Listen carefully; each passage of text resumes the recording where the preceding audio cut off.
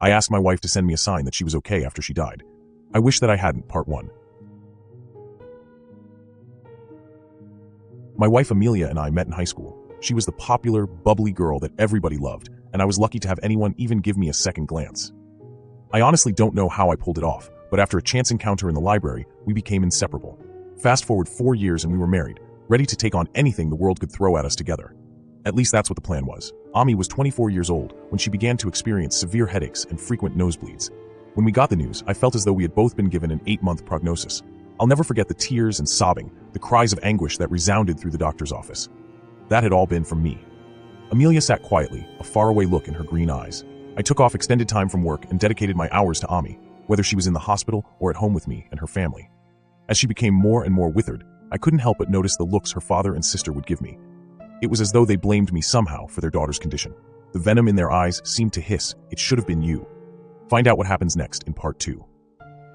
One night, as Ami and I lay together in bed, the insignificant voices droning from the TV, she began to ask me about something we had never discussed before in all our years together. "Do you think we go on in the afterlife?" The question hit me like a brick wall. I had never been religious, but what was I supposed to say to the love of my life, who was facing her own fading mortality? "Of course, baby, without a doubt in my mind. Your light is too bright to ever go out. I believe that it will shine forever." She had looked into my eyes after that, as if examining me for dishonesty. Thankfully, she did not detect it. "Good, I'll be waiting for you. I'm sure it'll feel like just a few seconds or so. Time and suffering won't exist anymore." I should have let the conversation end, but playing up my lie even more, I said, "I want you to send me a sign, Ami. Send me a signal of some sort that you're thriving, whether it's that old Madonna song you like, or a canary out on the porch singing its heart out. Anything so that I can think of you." Amelia had wound herself even tighter into me at that point, a sad smile on her face. "I will." Find out what happens next in part 3. The doctors hadn't been quite right with their grim prediction. Amelia persisted for almost 10 months before that light of hers finally faded. I'm ashamed to say that though I tried my damnedest to speak at her funeral, I broke down and couldn't do it. I was forced to sit and watch with red eyes as her family and friends told wonderful stories about the love of my life, my best friend.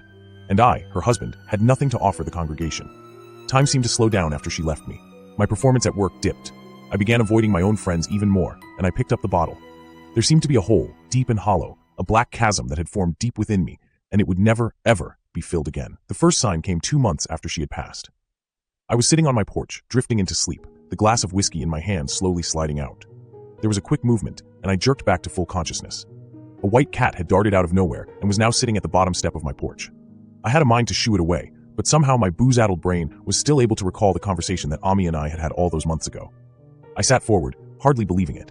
The cat merely looked up at me with green eyes, and I could swear that it looked as though she was smiling. I began to smile myself, tears forming in my eyes.